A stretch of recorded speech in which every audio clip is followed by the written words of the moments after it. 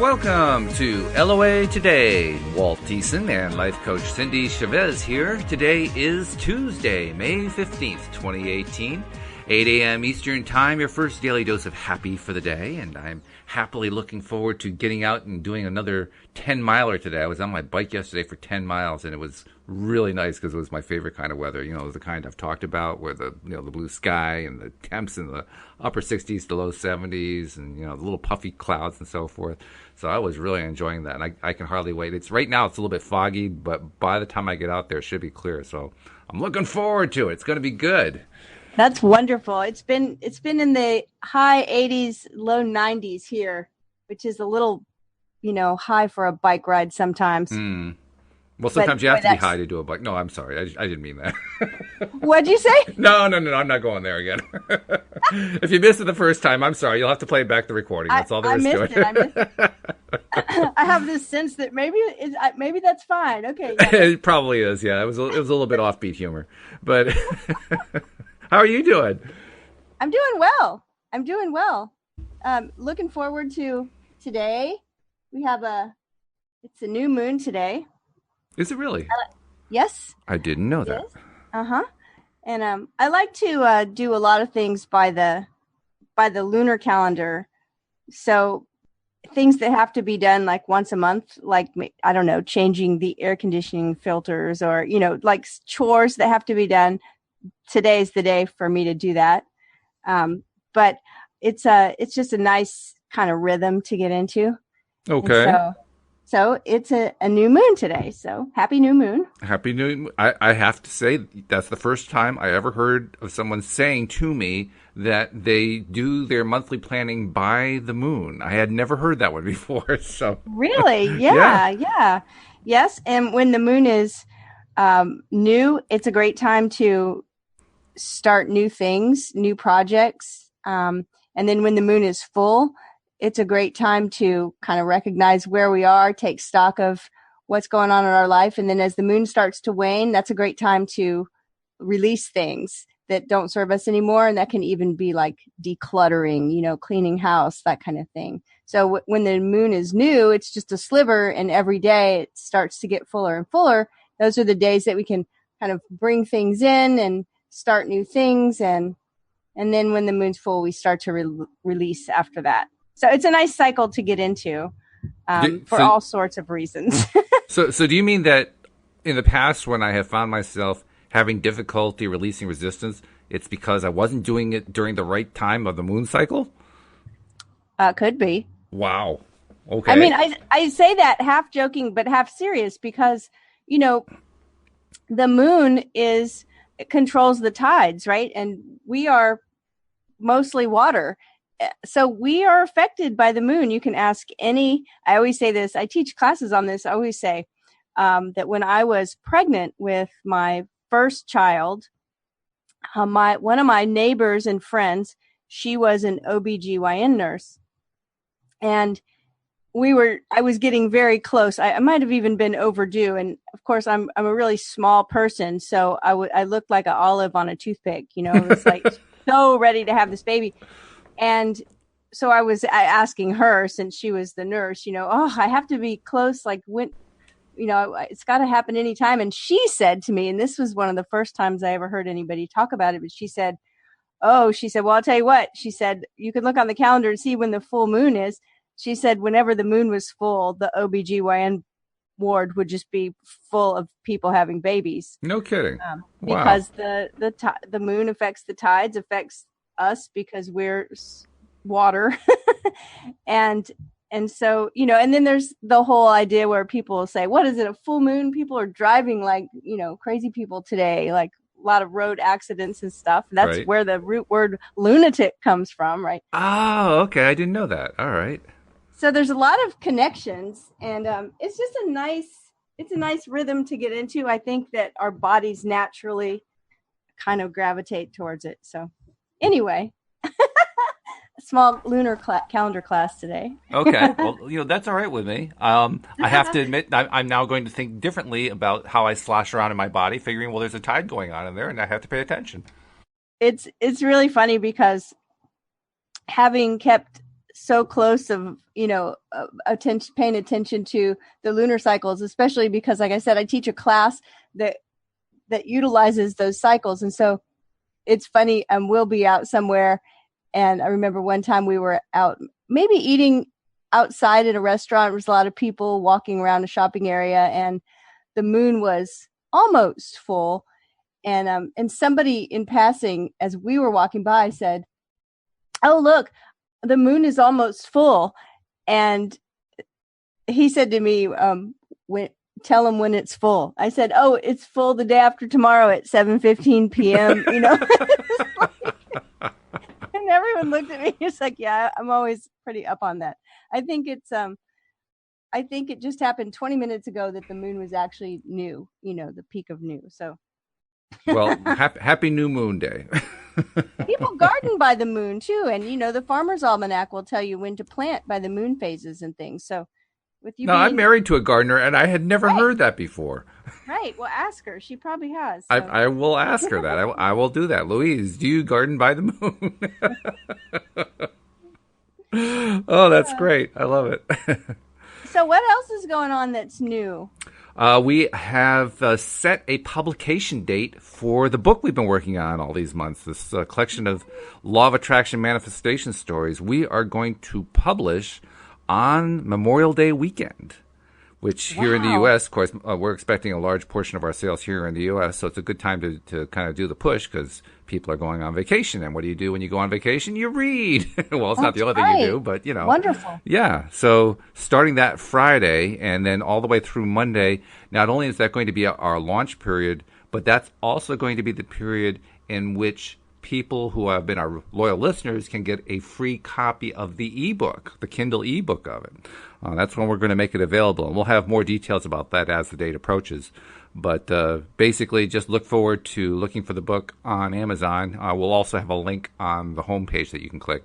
So that'll be the easy way to get it. But yeah, we've been promising it all along, and we're about to deliver it. That's exciting. It is exciting. Wow. Yeah. In fact, I sent out a note to all the authors. Most of the authors have gotten back to me with their okays on the book, and here's a few changes and so forth. There's like a small handful, like I don't know, half a dozen or so who I haven't heard from, but most of them have gotten back to me, and most have gotten to me with their cover votes. So we'll be identifying the winner of the cover vote, so to speak, fairly soon, certainly within the next few days, and we'll even post about it so people can see what the cover looks like.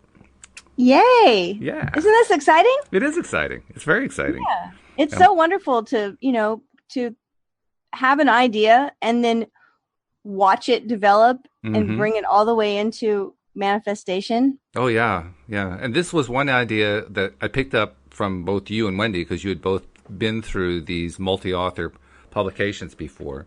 And as soon as I heard the idea, I instantly knew, I understood why it was such a valuable idea to have so many authors, because that really helps with the promotion process.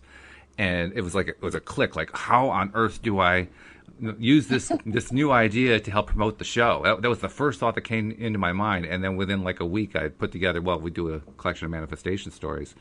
And yeah, it's just been, it has been an easy trip. Isn't that the idea? Everything's supposed to be easy. Well, it's been really easy from that perspective.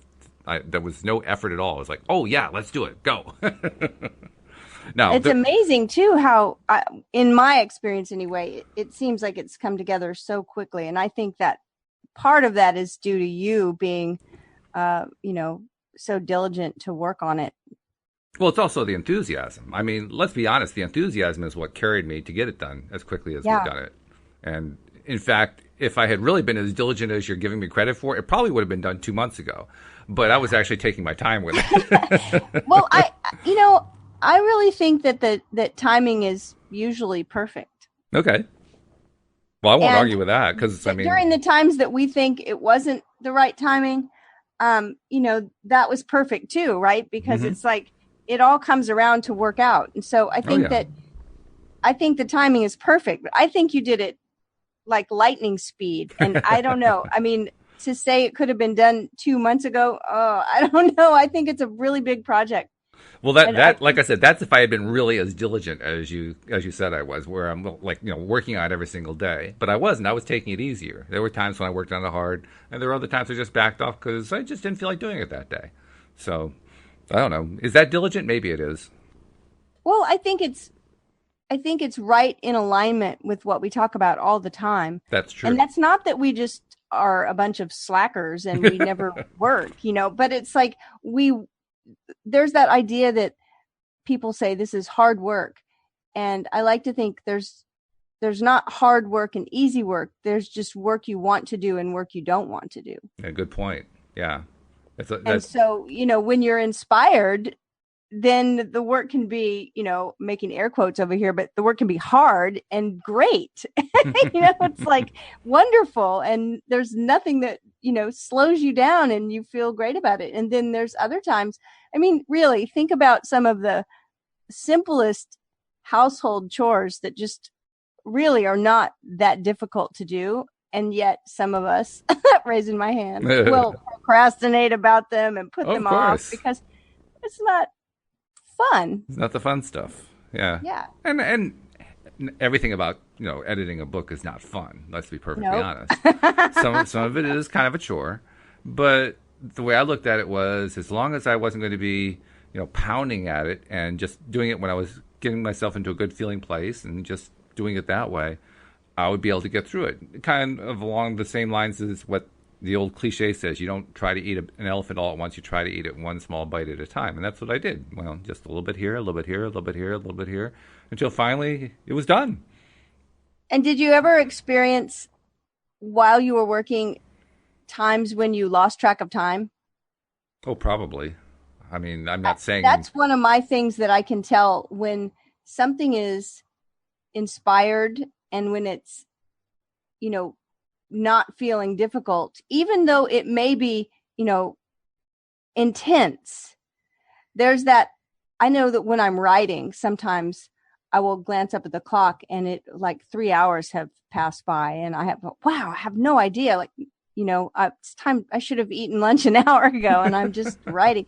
And I think that tells us something important about what we're engaged in.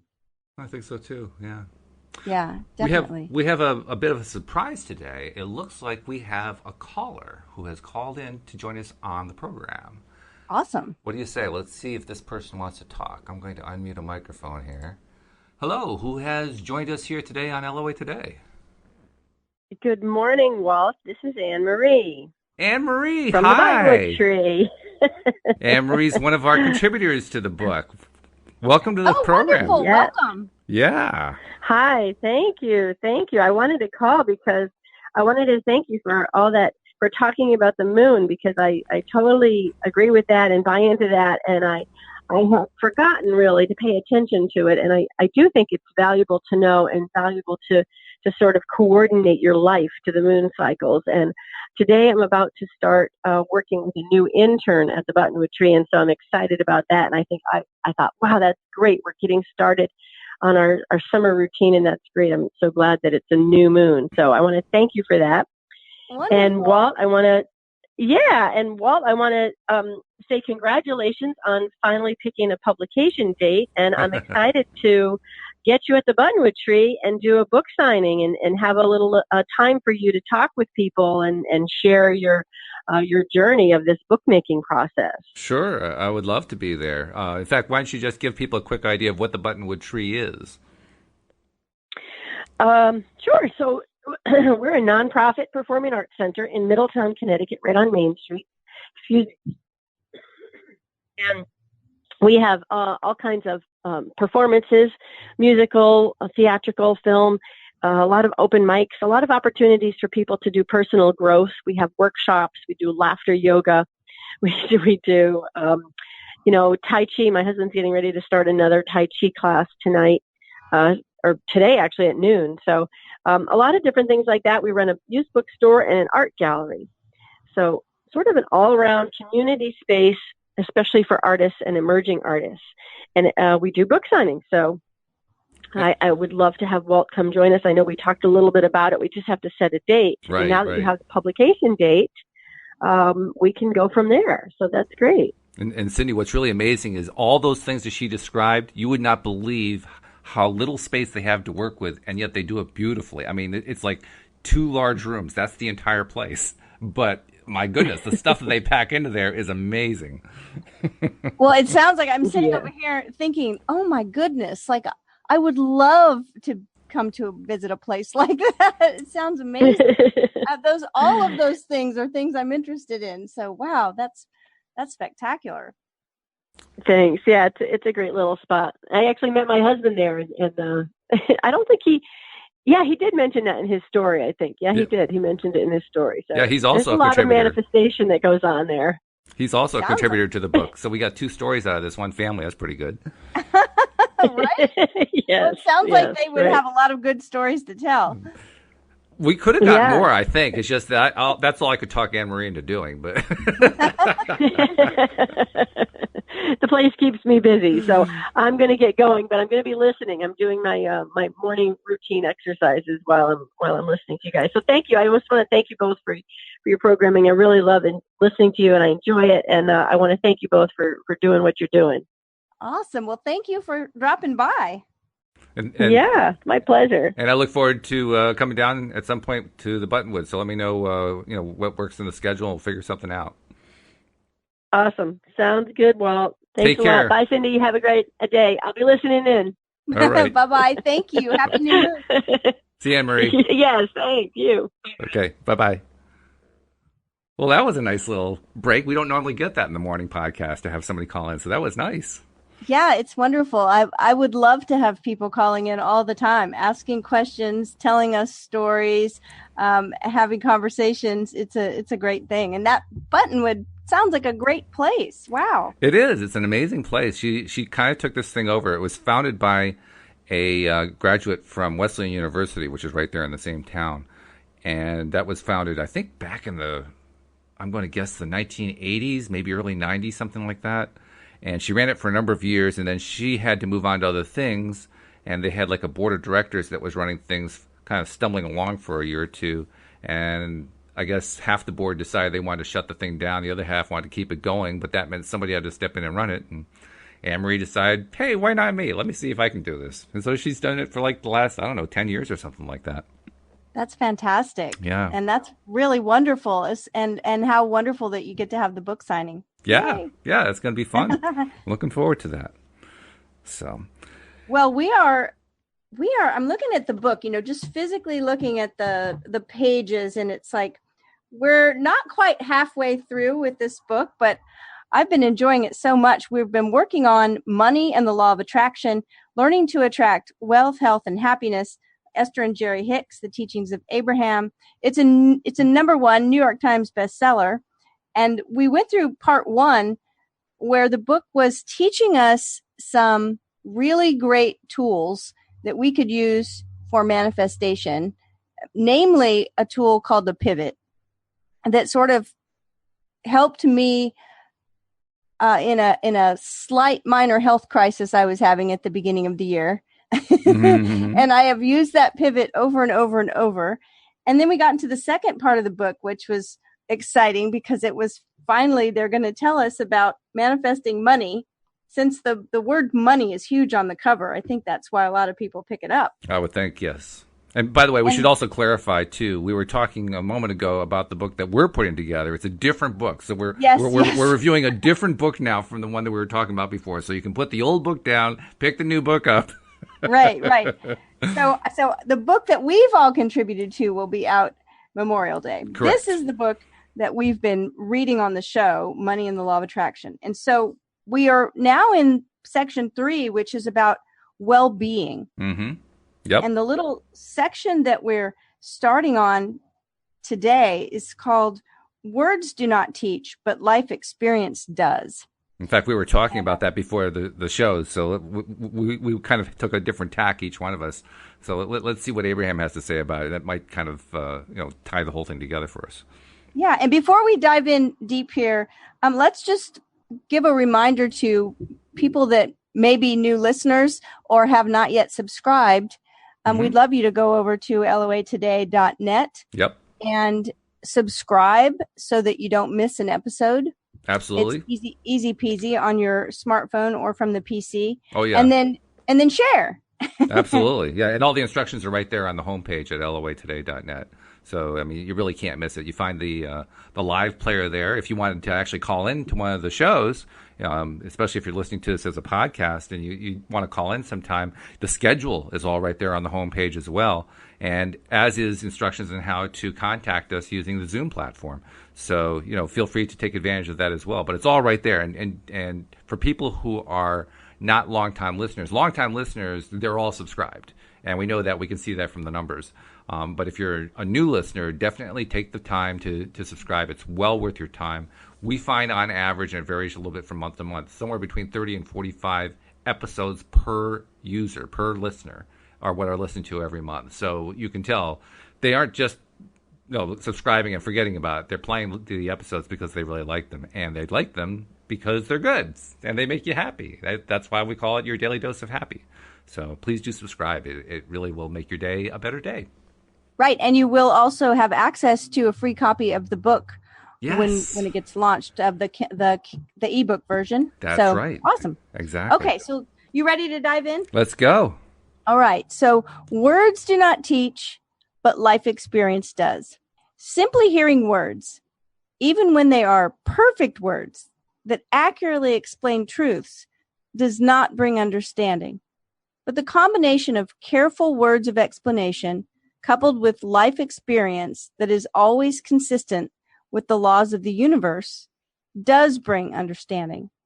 It's our expectation that as you read this book and live your life, you will achieve a complete understanding of how all things occur in your experience, and you will accomplish complete control of all aspects of your own life, especially things that have to do with your own body. Perhaps your physical condition is exactly as you want it to be. If that's the case, then continue to focus upon your body as it is, feeling appreciation for the aspects that are pleasing you, and you will maintain that condition. But if there are changes that you would like to make, whether it is in appearance or stamina or wellness, then it will be of great value for you to begin telling a different story, not only about your body, but about all subjects that have been troubling to you. That's important, I think, there. Mm-hmm.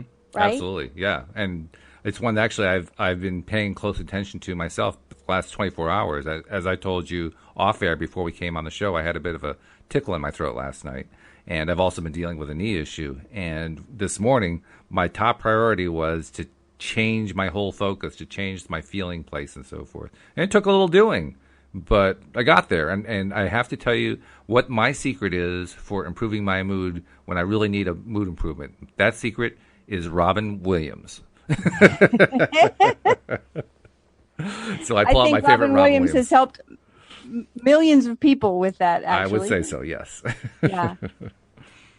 So I like that idea that it says, a different story, not only about your body, but about all subjects that have been troubling you. Mm-hmm. We read last week where they were saying complaining about anything, it somehow ends up manifesting as unwellness. Mm-hmm.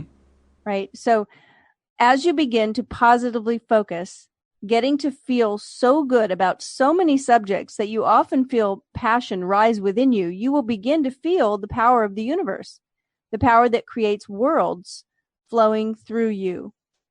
You are the only one who creates in your experience, no one else. Everything that comes to you comes by the power of your thought. So that's in italics. So I'm just going to read it again. Mm-hmm. You are the only one who creates in your experience, no one else. Everything that comes to you comes by the power of your thought. I also want to go back to the previous paragraph for just a moment, because as you read it, something occurred to me that I had never really thought about before. The particular sentence I'm thinking about is the one that says, you will begin to feel the power of the universe, the power that creates worlds flowing through you. And in the past, I've said, well, I can't say I've ever really felt that. But as you read it, I realized, actually, I have felt it. I just didn't realize that's what I was feeling. And let me explain myself. I think all of us have had endorphin experiences. The endorphins kick in, and you're in that real feel-good place, right? Usually it's associated with some, active activity or something that makes you just like, this is like your favorite thing to do. So you just feel so good. The endorphins are flowing and man, you're in a great place. Well, one thing that I learned about endorphins, I learned this a few years ago from my sister-in-law, Yuona, is that an endorphin is actually just a painkiller. Yes.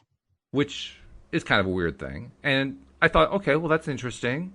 And I kind of never really gave it a whole lot of thought, but just now it all kind of pieced together. Endorphins don't actually make me feel good. They just remove pain. So if I'm feeling good, where's that coming from? Especially if I'm feeling really good. That's your natural state. Well, if that's my natural state, where's that coming from? Is that the power that creates worlds flowing through me? I believe it is. I believe it is too. That was my new insight. That's pretty big. It is. Yeah. So this next part kind of ties into that. When you focus long enough that you feel passion. And I'm wondering if they're calling this passion, this sense, this feeling, because it gets mentioned a lot. Back where you were talking about, as you begin to positively focus, getting to feel so good about so many subjects that you often feel passion rise within you. Right. You will begin to feel the power of the universe. So when we're beginning to feel the power of the universe flow through us, is that what we call passion rising in us? It certainly seems to be. I mean, one seems to follow from the other. I mean, just the insight that feel-good place is the feeling of the power of the universe suggests that if I feel it passionately, then yeah, that's just the power of the universe that I'm feeling to the X dimension. When you focus long enough that you feel passion, you harness more power and you achieve greater results. The other thoughts, while they are important and have creative potential, usually are only maintaining what you've already created. And so many people continue to maintain unwanted physical experiences simply by offering consistent, not powerful, and not accompanied by strong emotion, thoughts. In other words, they merely continue telling the same stories about things that seem unfair or unwanted things that they disagree with, and in doing so, they maintain unwanted conditions. The simple intention of telling better feeling stories about all subjects that you focus upon will have a great effect on your physical body. But since words do not teach, it's our suggestion that you try telling a different story for a while and observe for yourself what happens. So I love the first part of that. It's italicized, the simple intention of telling better feeling stories about all subjects that you focus upon will have a great effect on your physical body. And I think it's such a great reminder that, because when I have something around my physical body that's not feeling the way I want it to, often I try to focus on how I do want it to feel. But what they're telling me is just focus on telling a better feeling story about everything. Mm. It doesn't have to be the better feeling story about, your body. It's the better feeling story about anything that's troubling you. In fact, I think it's worth a moment to just say what a better feeling story is, what that means. Because what they really mean is all those times where we talk about what's going wrong, what didn't work out, somebody's giving us a hard time, the job didn't work, I didn't like the job, I got fired from the job. My wife is mistreating me. My husband's beating me. My kids are mad at me. All these bad stories that we're telling. We need to start telling better stories. And that's not so easy to do in the face of reality. That takes a lot of practice. Well, it's the story that I keep telling about the beginning of the year. The beginning of the year, this year, 2018, was like 2 days before New Year's. I started feeling like I was getting, I don't know what, the flu, a bad cold. I wasn't sure yet, but it was that feeling of, oh no. Yeah. Oh no, something's happening. This is not good. Mm-hmm. And ended up being down with that, whatever it was, for a few days. And then we started talking about pivoting. And this thing kept trying to come back.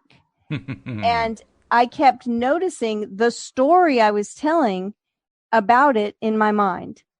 So I would wake up in the morning or in the middle of the night or whenever, and immediately assess how I was feeling and start telling this story. Oh no, my throat feels scratchy. Do I have a fever? I bet I have a fever. I think I have a fever. I feel like I have chills. Oh no, this is bad. I don't want this to happen. I have a podcast to do. I have people that are on my coaching calendar. I need to be able to speak. Oh no, this is awful. I feel achy. And I mean, that would be the story of just go and go. And all of a sudden I would go, wait a minute. This is not the story I want to be telling. Is it true? Was I really feeling all of that? Yeah, some of it I was really feeling, and the rest of it I was sort of exaggerating in the story. I was creating it. You were creating it, exactly. Right? I was creating it in real time. And so as soon as I would remember to pivot, I would ask myself that question. I don't want to feel like this. How do I want to feel? I want to feel better. Why do I want to feel better? And of course, the first answer that always tries to come up, especially when you have low energy and an achy body and, first answer, why do I want to feel better? Because I don't want to be sick. And I never let that be good enough. No.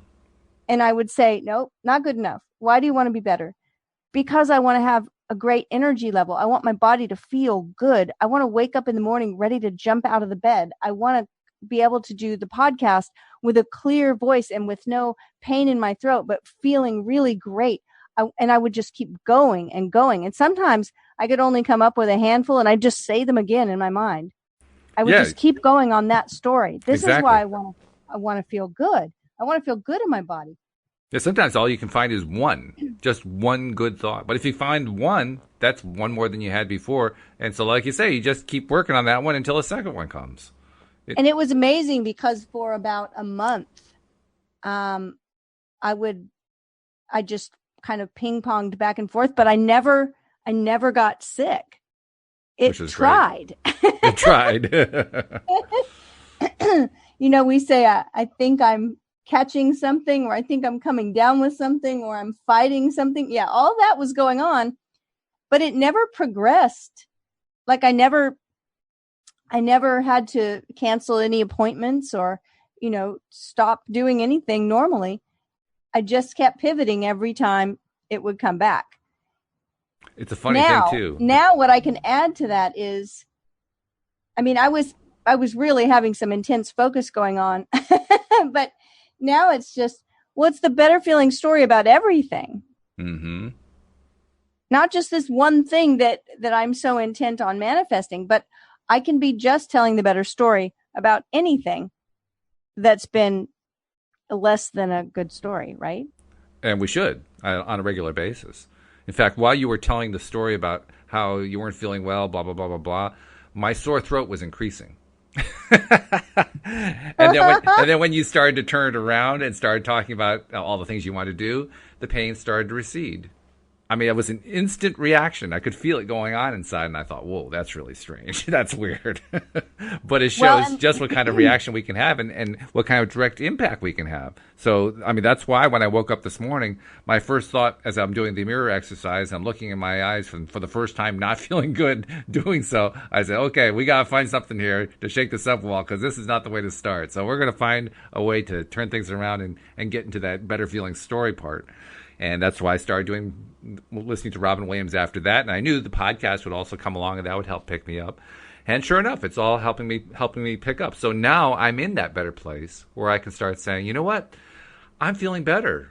In fact, what I had as a sore throat is now going away. My throat's clearing up and my energy level is improving and I'm feeling better. And all the symptoms I had are fading away. In fact, by the time this podcast is done, I can tell I'm going to have so much energy. I'm going to get that bike ride in that I was talking about. Well, that's the thing is that, it's an added bonus of telling a better story is the shared benefits. Yes. That people listening to your story get. And I'm sure that we've all had, the experience, but what you just experienced with me, even telling an example of my story, right? Right. A not good feeling story is that you start picking up on those not so great feelings. And that happens all the time when we're out telling a story that doesn't feel good. So it's like doing a disservice to our friends, family, and neighbors. Mm-hmm. Hey, and look, sometimes any coach will tell you this. Sometimes we need to vent. Sometimes we need to just get it off our chest, and we need to be real about what's happening, and we need to relate it. And that's okay. And then we need to pivot and tell the better story. And that's the part that sometimes we don't do, right? Well, and that's what they're talking about here. That's why we just maintain an unwanted experience. Exactly. In fact, where the venting is concerned, I think it's important to make a distinction here. Most people don't need to find somebody to vent to in order to release negative emotion. But there are some people who have trouble with that. I know some people who the only way they know how to release a negative emotion is to vent at somebody, which I think tends to be kind of abusive. And to me, the way of measuring whether or not it's healthy venting or unhealthy venting is not just how often you lean on that as a way to release negative emotion, but more importantly, how often you follow up with a better feeling story. And I say that because most people, in my experience, don't follow up with a better feeling story. So, right. I mean, if you follow up with a better feeling story, you're at least helping to heal a bit of the wound that you created by doing the venting in the first place. And that's a good thing. And that makes it all a much better process. Right. And when I talk about vent, I'm definitely not talking about abusing anyone or blasting, anyone with the negative words. That's not really what I'm talking about. I'm just talking about, sometimes something's happened and we need to talk about it. Mm-hmm. And it's not a bad thing to be real about something that's happened. Mm-hmm. However, yes, if we just stay on that part of the record, it's like a broken record, right? If we just stay on that, we'll just keep maintaining that thing that doesn't feel good. So yes, absolutely. We need to move forward past it and create a better feeling story and talk about what we do want and why we want that. Because otherwise, I think that's when it does become abusive. If all you do is tell the negative story and you never follow up, then even if it was something you needed to get out, you're really not doing anybody any favor, including yourself. No, definitely not. And yet we see it happen all the time. Yep. And we've talked about that before. It's sort of a habit that we get into, mm-hmm. and we say things over and over. It's kind of like when you're a little kid in school and you learn the Pledge of Allegiance and you're just saying it. Mm-hmm. You're just, I mean, without thinking about what you're saying, it's just because you have to say it every day. It just comes out. It's just rote memorization, whatever. I mean, we do that with our stories.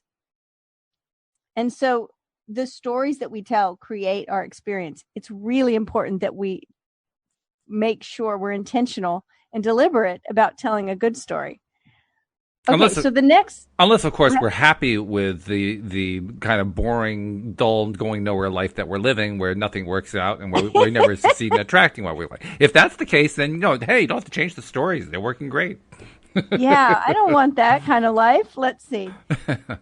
So, the next section, the law of attraction, expands my every thought. Now, this has always been an interesting idea to me.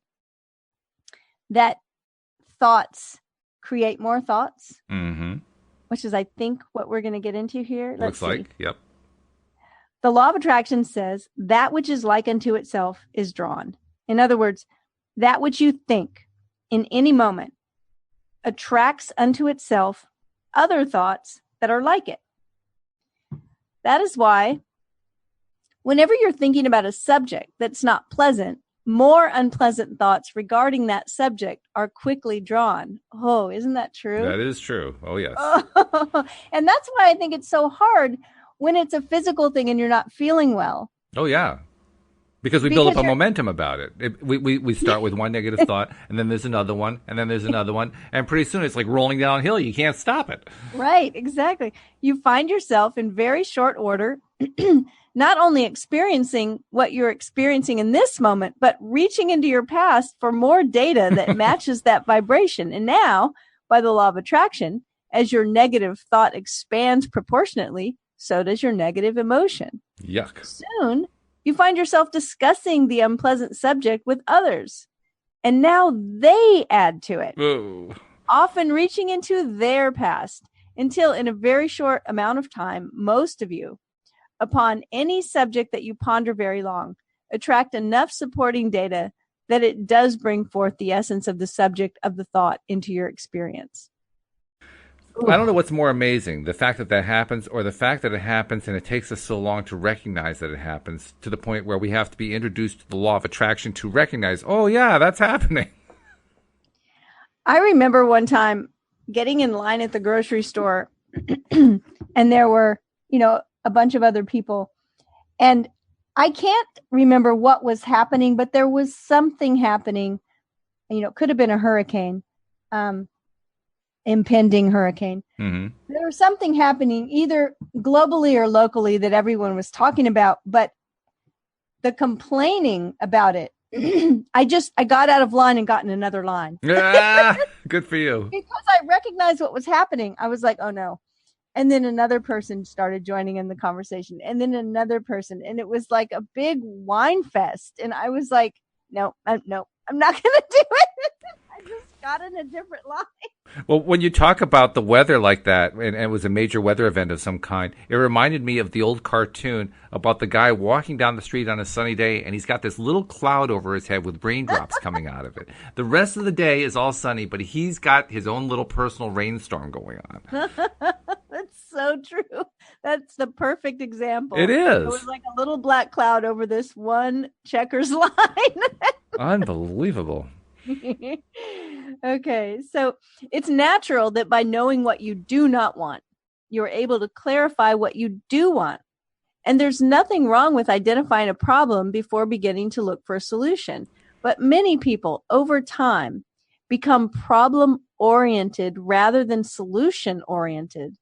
And in their examination and explanation of the problem, they continue the perpetuation of the problem. And I can say I'm an expert at that. I have been, for most of my life, problem-oriented, to the point where, I was the go-to guy for problems. I could solve this one and that one. I was just problem. It wasn't until earlier this year that a couple of you guys, my co-hosts, pointed out to me, maybe you should be spending more time looking at the solution. Oh, yeah, right. I forgot about that. So it says again, telling a different story is of great value. Tell a solution-oriented story. There we go. Yep. Instead of a problem-oriented story. And then this is in italics.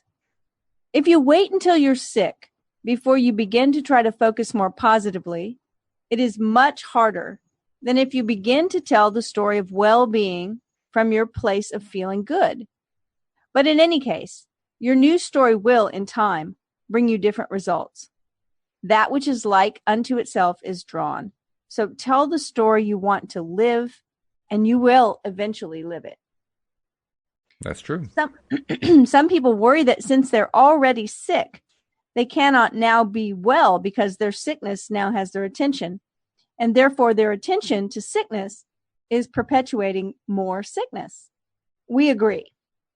That would be correct if they only have the ability to focus upon what is at this time.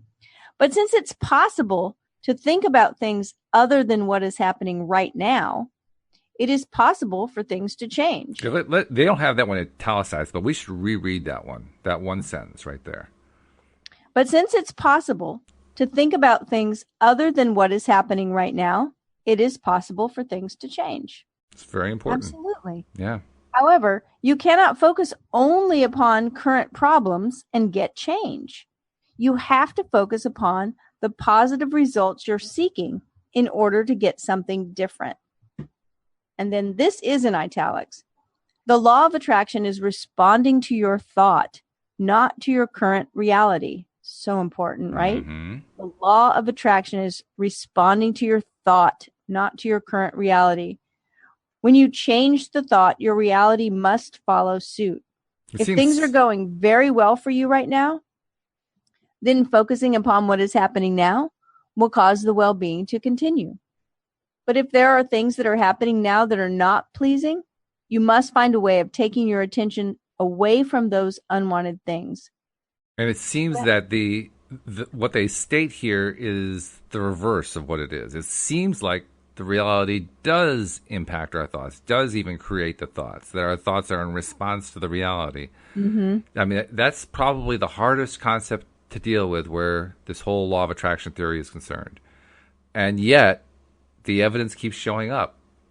If I believe it, I will see it, rather than if I see it, I will believe it.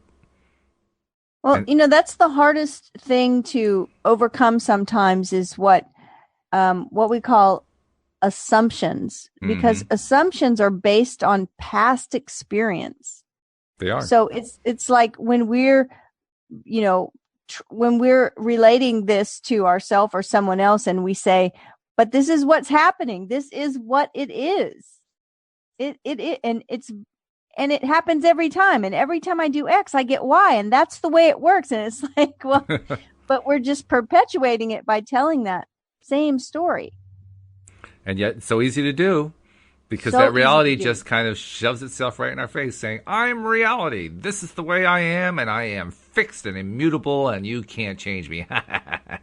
Well, and that's why sometimes it's so hard to let go of an assumption, because we've lived it. And sometimes we've lived it over and over and over. And we're so convinced that this is how it works. This is, how it happens with me, right? It's like I've heard people say before, well, nothing ever works out for me. Then you're right. Or I told you about the story when I was at the grocery store and the guy in front of me was buying a lottery ticket, and he turned around, he looked me in the eye, and he said, I don't know why I buy these things. I'm never going to win. That's right. Yes. And so here's the thing. The guy, I have to ask you, never wins, and he buys a ticket every week. And so he can say, look, none of these things ever win because I buy one every week and it's never a winner. And did you say to him, I believe you? Yeah, I think I did. You did. Okay.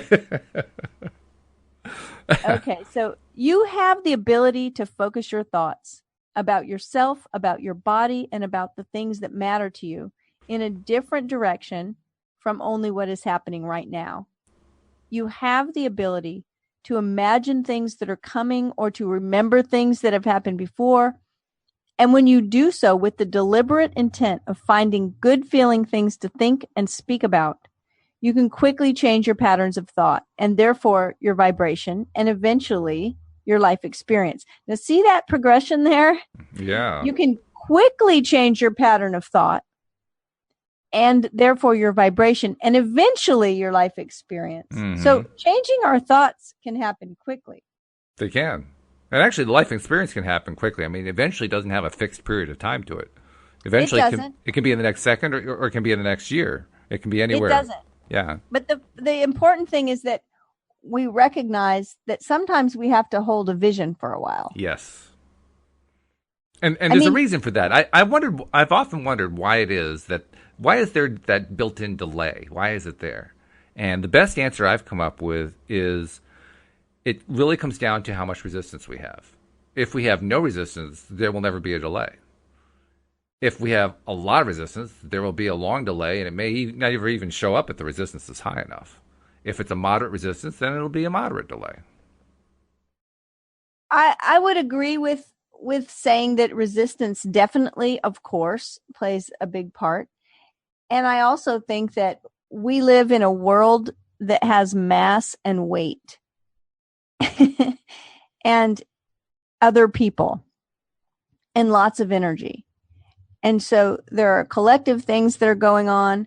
I recognize that my thoughts create my life experience. But my life experience is also connected to other people. And here's what I think about the delay. Well, I've heard Esther say this before, and I agree. It's probably a really good thing that we have that time buffer. Because if things instantly came into manifestation the second we thought about them, we'd probably really make a mess of some things, right? I love what they did in the movie The Secret, where the guy was looking at a picture of an elephant, and he looks up and there's an elephant in his living room. Right, exactly. I forgot about that. So I often, there's a terrific book. I'm trying to think of the name of it. The author is Maria Nemeth. It was written years and years and years ago. And I think it's called, it's a money book as well. It might be called The Spirit of Money. I know Lynn Twist, I think, wrote The Soul of Money. There's so many money books, but it's called The Energy of Money. I think Maria Nemeth's Energy of Money. And she talks about something in that book that I always remembered. And that is the idea of, she actually calls it trouble at the border. But it's this idea. It's the idea that, and these are probably my words because I've used this idea so much teaching that I've kind of developed it. But when we have a thought or an idea, that thought is still in a metaphysical realm, right? It's still in the realm of ideas, wishes, brainstorming, dreams, hopes. It's not got any weight to it. Mm-hmm. It's a thought. Mm-hmm. And if you've ever had a brainstorming session, well, actually, I know you have, because you have had one with me before when we were talking about the book and different projects that we might work on, and we get excited and we're talking about it and we say, we could do this and we can do that. And think if we got all these contributors and, oh my goodness, the energy of all these stories all put together, and it's exciting and it can really be a wonderful thing to experience. Mm-hmm. It's light. It's fluffy. It's like full of good energy. Like there's no weight to it at all at this point because we're just talking. We're just thinking about it. And I have an idea in my classes that I always have people write things down. Even if I'm sometimes just doing a call, I will say, I want you to take a pen and paper and write down my intention for this call today is. And there's a reason why I have people do this. I call it the magic of ink on paper, because all of a sudden that idea we had, it's ink on paper. It's in my hand. It's still pretty light, but there's some physical weight to it. I've done the first step in bringing it into manifestation. I've written it down. It's starting to take physical form. Mm-hmm. But what she calls trouble at the border is that this is when the trouble starts, she says, right? This is when, oh no, now we need to find a building to rent to make this thing happen. Or we need to go buy the bricks and mortar, or we need to, start bringing it into the physical world. And that's sometimes where we run into problems. Those problems are just connected to the fact that we live in a physical world with weight and mass. And sometimes those things get heavy. They do get heavy. Yeah. I think part of it is that we're still learning how to maintain control of our own thoughts. And we are very easily distracted by stuff that goes on around us. Right. And yes. And some of it we don't have control over. I mean, in other words, let's just say today, a wonderful thing that happened today on the podcast is we had a live caller. Mm-hmm. And Anne-Marie called in and it was so awesome. It was great. Yep. It was great to have her on and to talk about the Buttonwood place. And it was wonderful. And we didn't know it was going to happen. Nope. Right? That's true. Now, I like to think that we're both in alignment with happiness and happy things, and that's why we got this happy call. Mm-hmm. Which is, I'm also sure that's true. Yeah.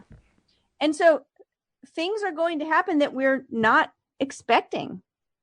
And they're not always going to be in alignment with our plan. They will be in alignment with our thoughts, though.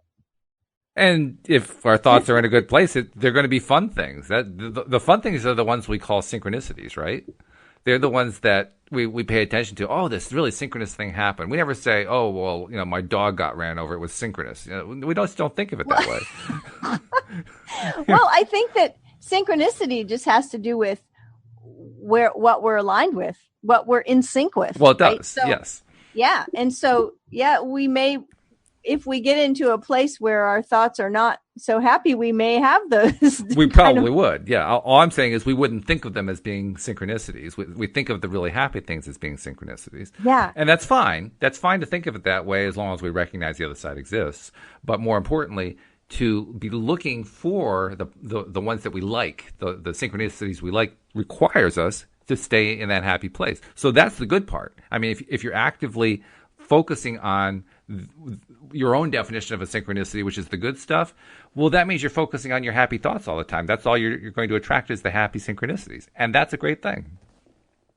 Well, I like what this says, going back to the last paragraph that we read, and where it says, you can quickly change your patterns of thought and therefore your vibration and eventually your life experience. Mm-hmm. I think that's really important to remember. It is. That we don't immediately think of an elephant and have an elephant standing in our living room. Which is fortunate. And otherwise it would be a mess. I mean, right. No, exactly. And so when we are deciding to focus our thoughts in a different way, when we are paying attention and we notice, oh yeah, my thoughts, this is part of it, is having the awareness of recognizing when your thoughts are not going in the right direction.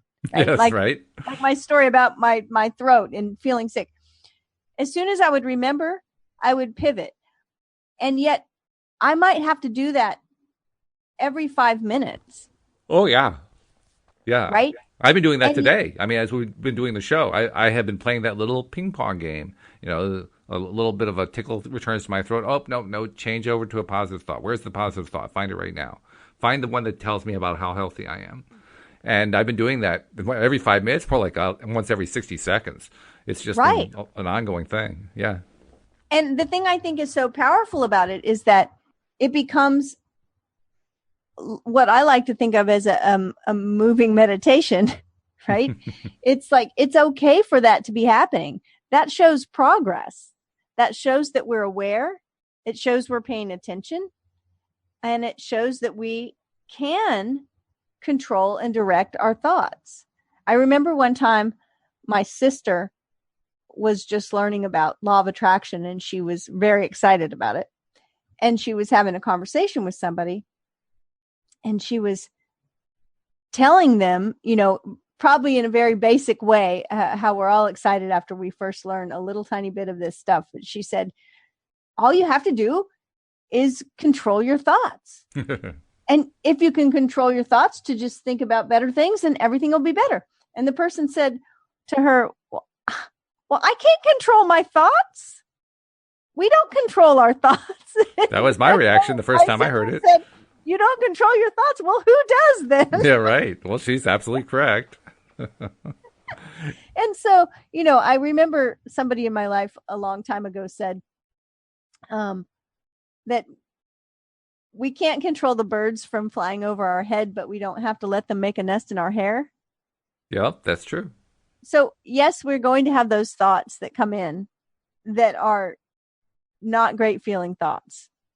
But we don't have to let them stay there. We don't have to entertain them. We don't have to reach back into our past to find some data to prove them and then get everyone else on board to talk about their stories of the same terrible experiences. Yeah, that's definitely something to be avoided, no doubt. Right. So it's just, and it doesn't have to be how well you're feeling. It can be how well I want to feel and why. Yep.